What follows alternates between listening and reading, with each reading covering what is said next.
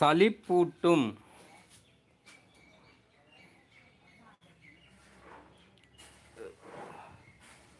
வசந்த். எதை சொல்கிறீங்க சளிப்பூட்டும்னு? சளிப்பூட்டும் இல்லைங்க. ஆக்சுவலாக வசந்த் பார்த்தீங்க அப்படின்னா 2 இடத்துலையுமே வந்து ஒரே எழுத்துக்கள் தான் இருக்கும். இப்போ சளிப்பூட்டும் அப்படின்னா சாலி இப்பூ இட்டூயும்னு இருக்கும்.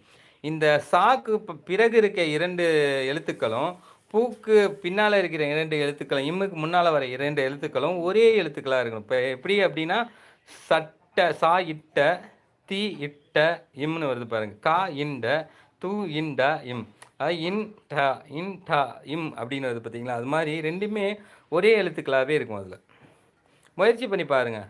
இன்னும் 7 நிமிஷம் இருக்குது. 7 நிமிஷம் 1 மணி நேரம் முடியும் போது நான் உங்களுக்கு பதில் சொல்லிட்டு அதோட மீனிங்கும் சொல்கிறேன். அதுக்குள்ளே முயற்சி பண்ணி பாருங்கள்.